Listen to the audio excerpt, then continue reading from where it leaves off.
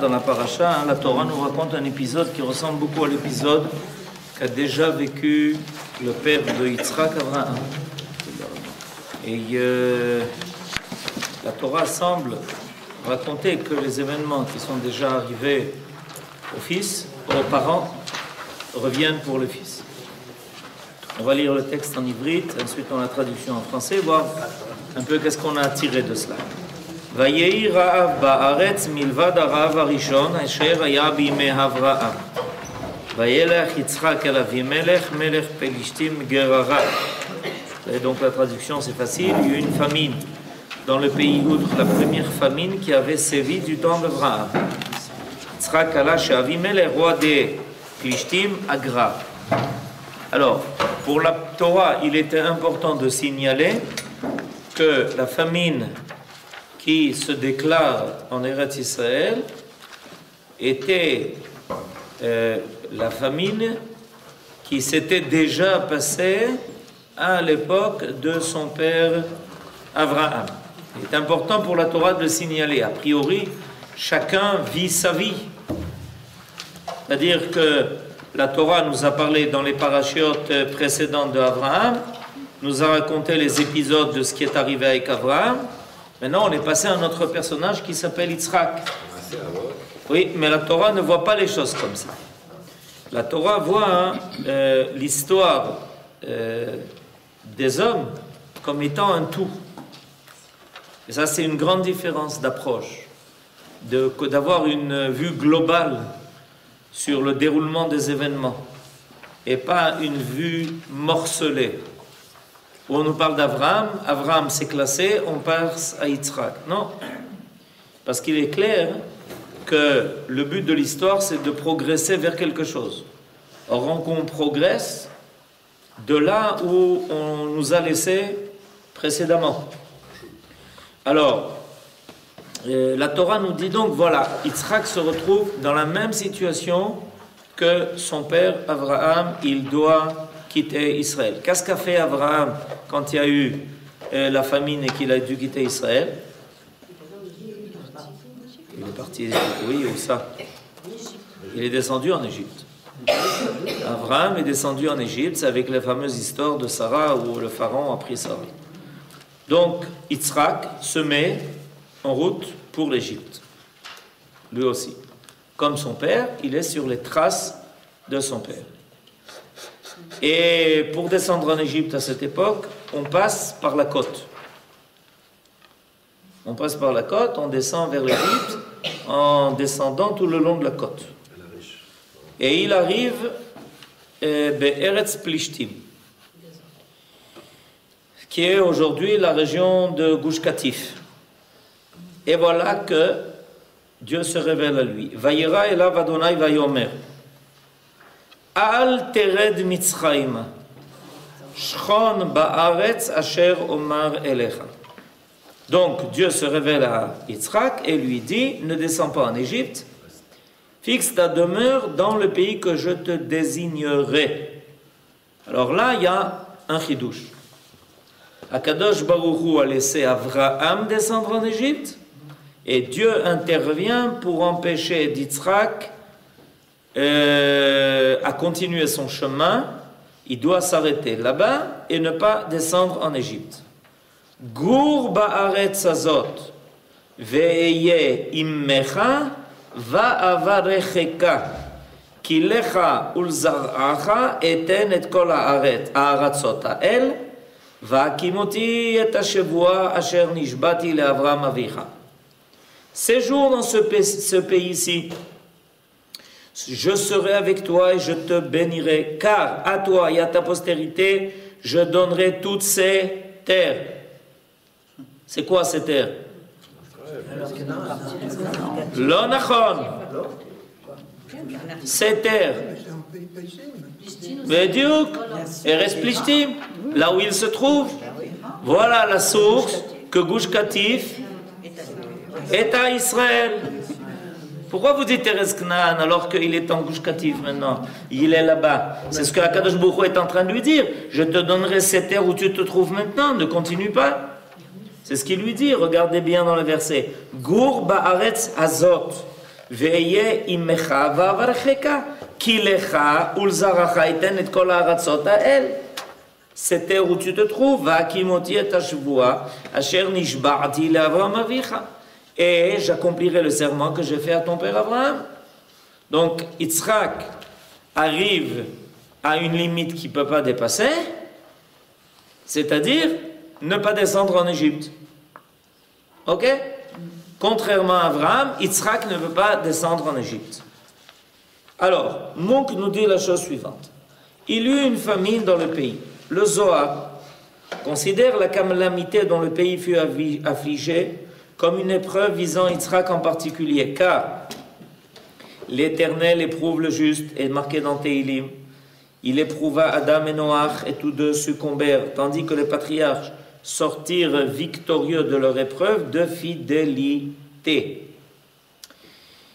Il faut remarquer quelque chose d'intéressant.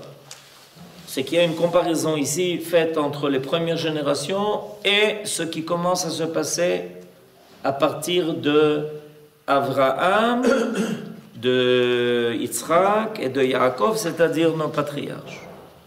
Dans les premières générations, on voit des échecs.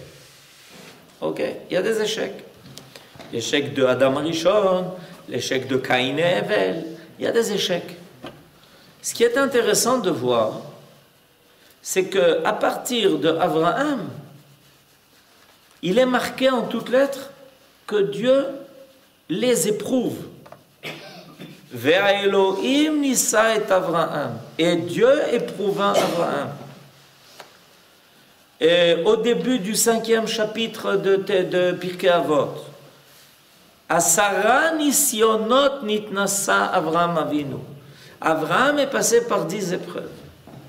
Donc, quand se passe dans les premières générations ce qui se passe, alors toute l'histoire de l'homme peut être considérée comme une suite d'épreuves.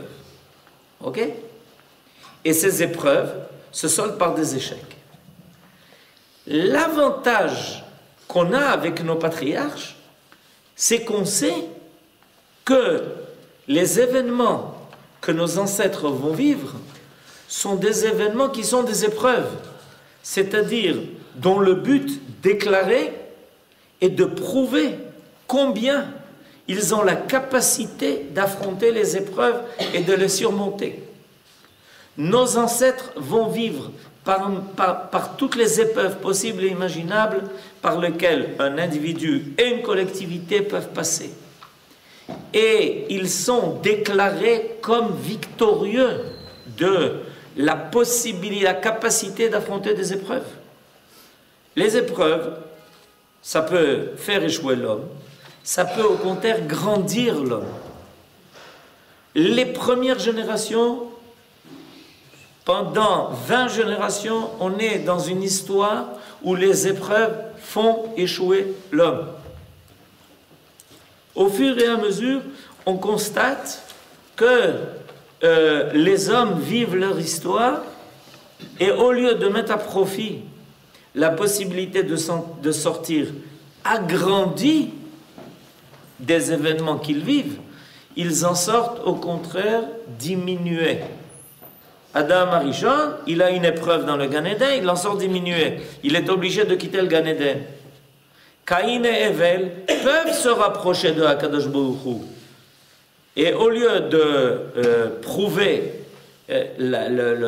par leur service leur attachement à Akadosh Baruch Hu, il en sort le contraire. Alors, on voit que les premières générations vivent mal la capacité de l'épreuve. Alors que Abraham, Yitzhak et Yaakov vont être au contraire ceux qui vont sortir grâce aux épreuves, agrandis. Et c'est important de savoir pourquoi. Parce que finalement, le peuple qui va être issu de ces trois patriarches et des mères, c'est un peuple qui a la capacité d'affronter les épreuves. C'est un peuple qui est capable, quand il rencontre des épreuves, d'en sortir plus grand. On peut toujours se dire, mais tu sais, quand il y a des épreuves, on peut succomber. on peut tomber, on peut échouer. Mais ça, la Torah nous explique. Voilà ce qui s'est passé. Akadosh Baruch Hu dit à Yitzhak, il y a la famine, tu restes quand même. Yitzhak peut dire, non, pas question.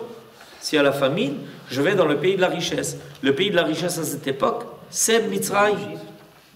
Et rester dans le pays des Plishtim, le pays de grave, c'est une épreuve qui est grave.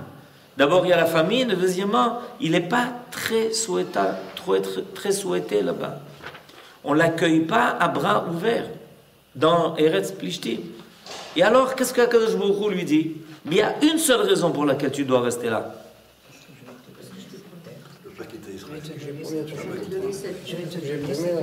Parce que c'est à toi.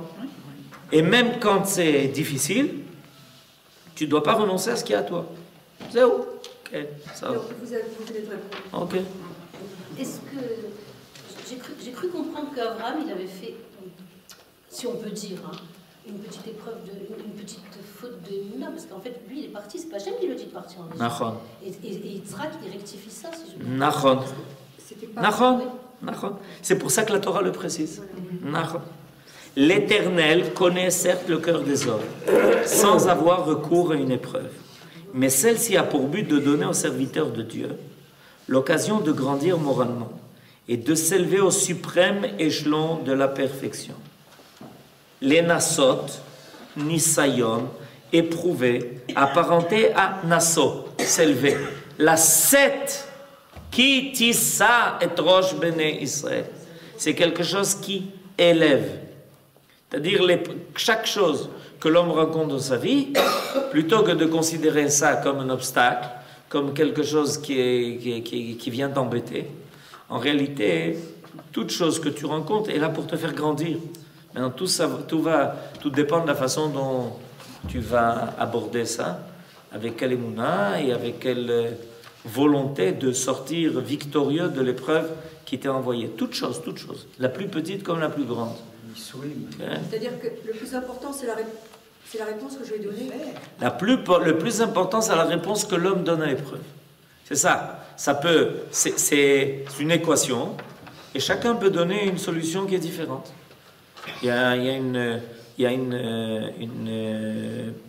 Quelqu'un peut dire c'est une équation qui est insoluble. Quelqu'un peut dire non, moi j'ai la solution. Et chacun peut donner une autre réponse à cette équation. Mais c'est l'équation de la vie. Parce que le but de la vie, c'est finalement de permettre à l'homme de grandir.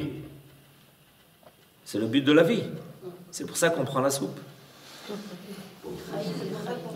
Seulement, quand une mère donne la soupe à son fils, qu'est-ce qu'elle lui dit? Si tu bois la soupe, tu grandiras. En prenant de la soupe, tu grandiras. Et un jour, on s'aperçoit que pour grandir, il ne faut pas seulement de la soupe. D'accord?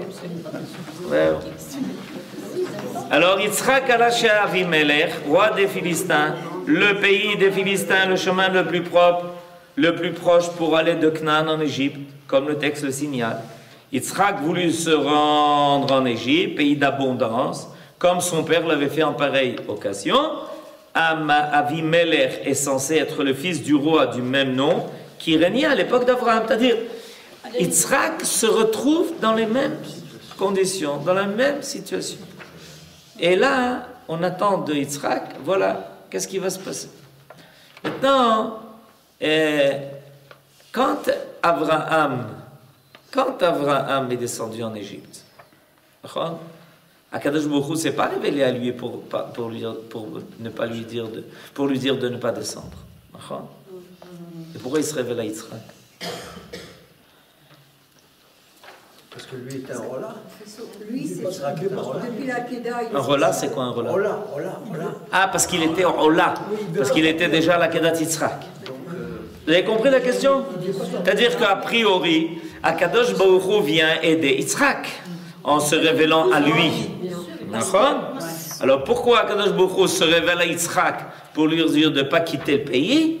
La réponse qu'on vient d'avoir, c'est que Yitzhak était à un niveau plus élevé. Qu'est-ce que vous en pensez, ça? La première épreuve a été réussie par Abraham. Donc Yitzhak, il a déjà ça en lui. Il faut passer à un cap supérieur. Le cap supérieur, c'est, je te dis de rester, Est-ce que tu vas rester? Peut-être. Il dit aussi qu'il n'était pas juif, Abraham. Yitzhak, il est juif au moment de la même école. Il n'était pas circoncis. On peut pas se servir de ces définitions pour les Avot, Florence. Dire qu'Abraham n'était pas juif. Il s'appelle Abraham à Ivry. Impossible.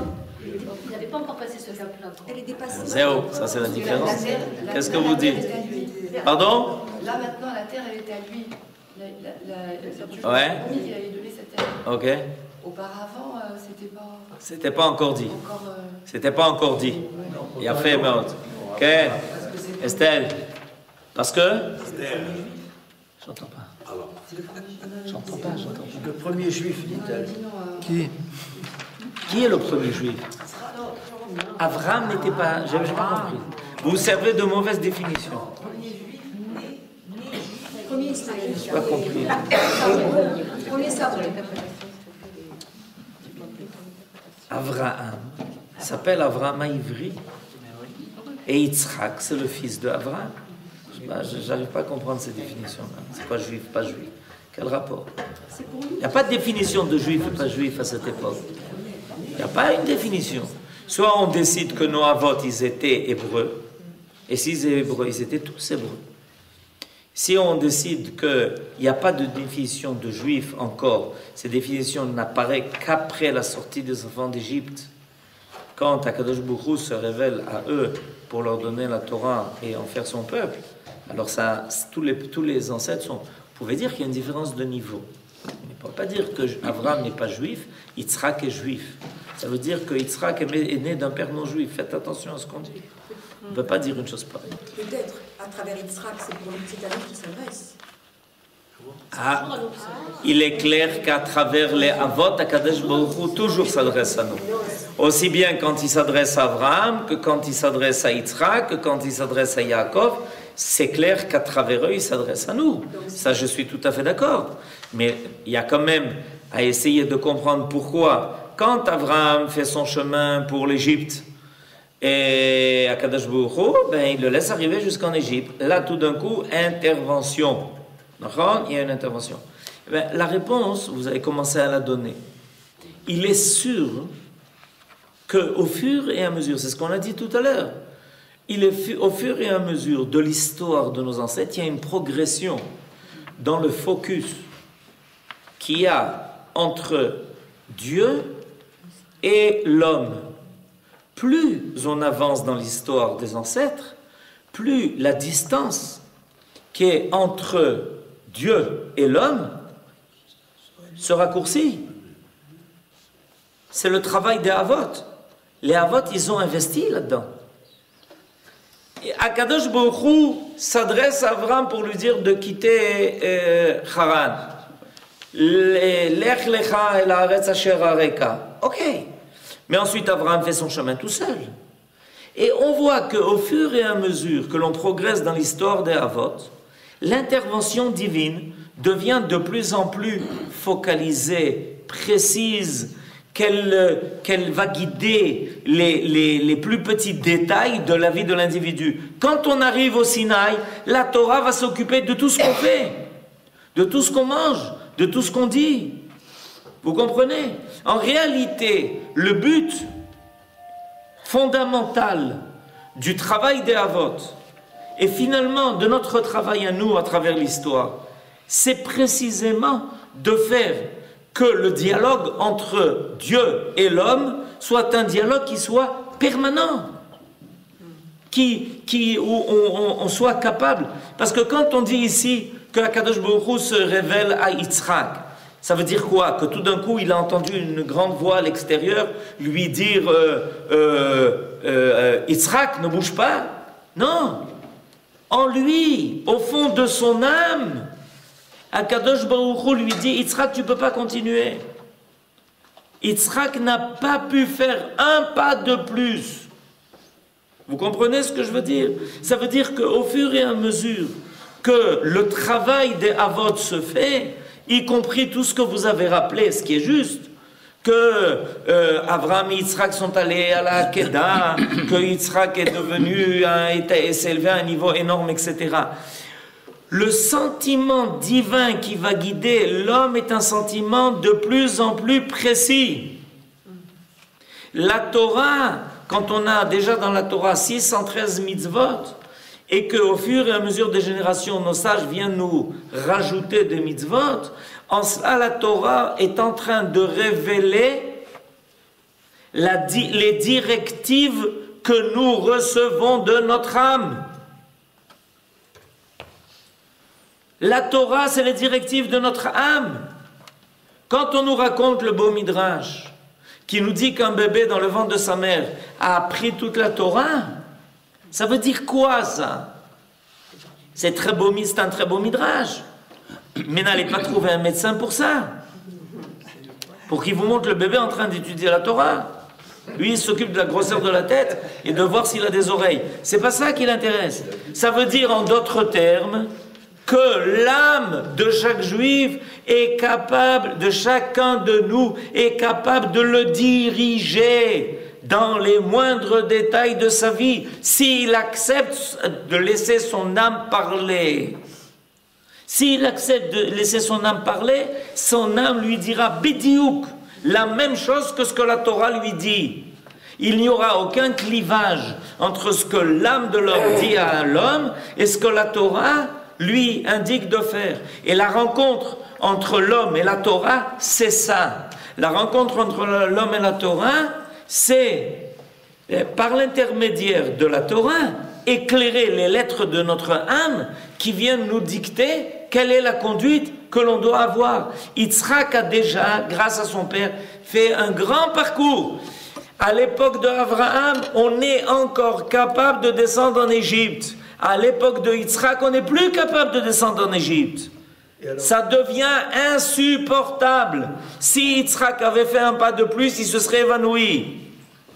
Vous entendez ce que je dis? Le fait qu'Akadosh Baruch Hu se révèle à lui, c'est ça que ça veut dire. Ça veut dire qu'à Yitzhak, il n'est plus capable de faire. On lui dit, mais avance. Il dit, je peux pas, j'arrive pas. Comment tu n'arrives pas? Impossible. Je peux pas. C'est plus moi. C'est pas moi. C'est mes étrangers. C'est ça la progression. C'est ça le véritable progrès. Quand on parle du progrès de l'homme dans le monde, c'est quoi le progrès de l'homme dans le monde? Qu'on mange des boîtes de thon? Qu'avant, on ne savait pas faire des conserves, et maintenant on sait faire des conserves. C'est ça le progrès de l'homme? C'est un progrès de pacotille. Le progrès de l'homme dans le monde, c'est le progrès de son âme. Et l'origine du mot homme, c'est âme. On a rajouté juste un H au début. C'est le progrès de son âme. C'est la capacité de sentir là où se trouve la vérité. De ne plus être capable de faire quelque chose qui est immoral. Maintenant, au niveau d'Israël, et immoral, c'est aller en Égypte. C'est immoral. Abraham, il n'est pas capable d'aller à Sodome. L'autre, il est capable d'aller à Sodome. Ça ne te dérange pas de t'installer à Sodome? Si tu demandes à l'autre, non, pourquoi? Qu'est-ce qu'il y a? Mais tu as entendu parler de ce qui se passe là-bas? Non, je serai dans un bon quartier, j'aurai une villa, je choisirai le bon arrondissement. Vous comprenez? Abraham, il ne peut pas aller là-bas. Impossible. Il ne peut pas. Même s'il veut, il ne peut pas. Il ne veut pas, il ne peut pas. Dans la Torah, vous savez qu'il y a un certain nombre de mitzvot où il est marqué, au lieu qu'il soit marqué qu'il est interdit de faire telle chose, il est marqué tu ne peux pas faire telle chose. Ata lo yachol. Lo asu. Ata lo yachol. Vous comprenez? Impossible. Alors Yitzhak, il est à ce niveau. Il ne peut plus. C'est ça la révélation divine. La révélation divine à Yitzhak, c'est pas tout d'un coup qu'il entend des voix. C'est que son âme ne lui permet plus de descendre en Égypte. Il arrive là-bas, il ne bouge plus. Gouche Katif, je ne bouge plus. Et alors va? Non. Il y a la famille. Quel rapport? Vous comprenez? Et au fur et à mesure, c'est en réalité le niveau auquel l'homme doit parvenir. C'est ça la vraie tchouva.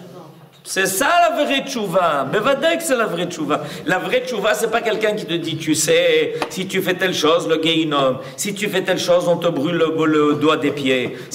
Mais c'est de la rigolade, tout ça. Si tu es à ce niveau, mon petit, mais tu n'as pas encore quitté le berceau. Tu n'as pas quitté le berceau de l'histoire. Et quand dans notre monde, on trouve des hommes qui sont capables d'une conduite immorale, eh bien, ça prouve qu'ils n'ont pas intégré, que ça n'a pas été intégré. Ça n'a pas été intégré. C'est ça. L'aboutissement de l'histoire, il passe par là.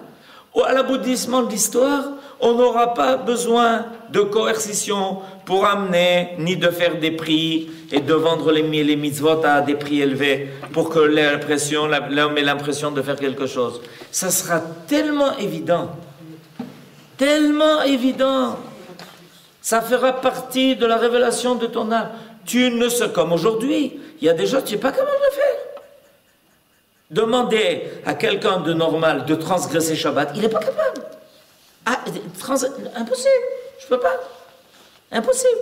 Parce qu'il est déjà à un autre niveau. Eh bien, au niveau des Avot, ça se révèle dans tous les domaines. L'incapacité de sortir d'Eretz Israël. Vous savez ce qui est arrivé au fils Yaakov? Pardon? Dites-le à voix haute. Il a été obligé d'aller. Quand Yaakov arrive à Beersheba, qu'est-ce qu'il fait? Qu'est-ce qu'il fait? Quand il arrive Yaakov à Beersheba et qu'on lui dit, tu sais, ton fils Yosef est vivant. Alors Yaakov va voir son fils. Il arrête à Beersheba. Qu'est-ce qu'il fait? Vous savez pas?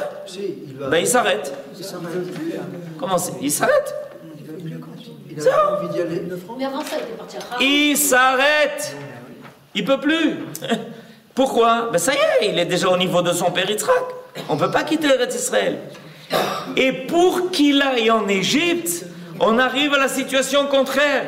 Le Akadosh Baruch Hu doit l'obliger à aller en Égypte. C'est le contraire, vous comprenez? Yaakov est déjà arrivé à un tel niveau que pour descendre en Égypte, maintenant ça doit être le contraire. C'est Akadosh Baruch Hu qui lui dit, tu partiras en Égypte, descends en Égypte. Mais Yaakov il dit à Akadosh Baruch Hu, mais je ne peux pas. Il lui dit, descends, je suis avec toi. Arav, mais il n'est pas parti déjà à Haran pour se sauver de Esav? Non, mais quelqu'un est court derrière lui avec le couteau pour lui planter pour lui planter dans le dos. Et alors il court, et surtout que sa femme et sa mère, la femme de Yitzhak, sa mère lui a dit,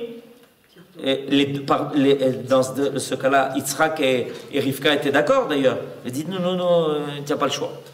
Tu es obligé de partir, et c'est pas comme partir en Égypte entre nous, parce qu'il part dans sa famille. Si à la rigueur, il y a quelque chose qui est encore supportable, c'est au moins d'aller dans la famille de ses ancêtres. C'est un piquoir nefesh, autrement. C'est un piquoir nefesh, et il y a au moins quelque chose de supportable et d'envisageable, c'est qu'il va dans sa famille. Mais quand il doit descendre en Égypte, Yaakov ne peut pas descendre en Égypte. Il ne peut pas. Il faut qu'Akadosh Baruch Hu se révèle à lui, et qu'il lui dise, raide, c'est un ordre. Raide. C'est un ordre que je te donne. Alors une fois Akadosh Baruch Hu, à Yitzhak, il a dit ne descends pas. Ça c'est le côté naturel de sa vie. Et quand il doit descendre en Égypte, il faut qu'Akadosh Baruch Hu lui oblige. Mais il n'a dans sa tête qu'une chose. C'est revenir. Et pour être sûr que ça se passe, il fait jurer son fils Yosef de le ramener. Surtout ne me laisse pas ici. Red Balek, attention. Si tu me laisses ici, tu transgresses un jurement que tu as fait à ton père et tu ne respectes pas la volonté des morts. C'est qu'il y a une chose qui est très grave. Je t'avertis. Je te tiens par le serment. Il faut bien comprendre que le véritable niveau des Avot, c'est leur capacité de révéler la ligne droite de la conduite de l'homme de la façon la plus évidente. La volonté de l'homme et la volonté de Dieu ne deviennent qu'une seule et même chose. Alors Akadosh Baruch Hu se révèle à Yitzhak pour lui dire, mais ça veut dire c'est ça Yitzhak, il ne veut plus, je suis plus capable. Ne m'oblige, je peux pas bouger. Impossible. Pourquoi a-t-il fallu donc attendre le combat de Yaakov avec l'ange que son nom devienne droit, Israël, droit avec Dieu, enfin. Parce que être droit, c'est se battre avec le mal. Tant que tu ne t'es pas battu avec le mal, et tu dis, moi, vous savez, j'ai horreur du mal. Je ne supporte pas le mal. Il faut le prouver. C'est bien beau les mots. Nous lutterons contre les terroristes jusqu'au bout. On luttera contre les terroristes jusqu'au bout. On l'a vu. On ne peut pas se contenter de mots dans la vie. Il faut que Yaakov passe par sa lutte contre l'envoyé de Esav pour qu'on sache qu'il est Béhémet Yachar. Il est en train de laisser sa vie, Yaakov. Quand il se bat avec le représentant de Esav, il est en train de laisser sa vie. Il est sorti avec des blessures.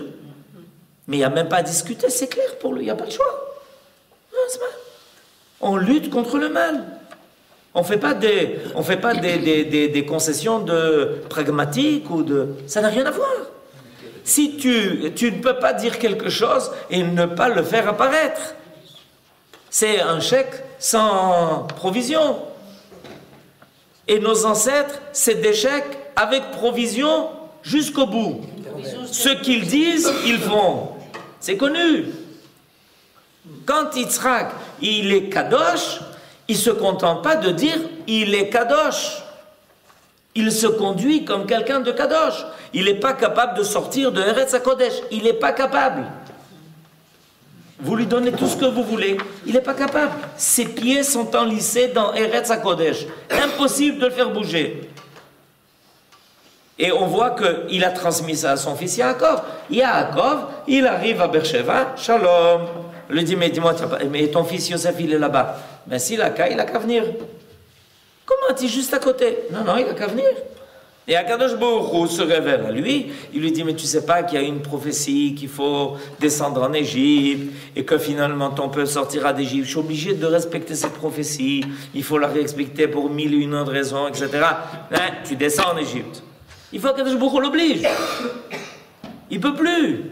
D'où ça lui vient? Zéro. Il a reçu ça de son père. C'est fini, c'est terminé. C'est scellé en lui.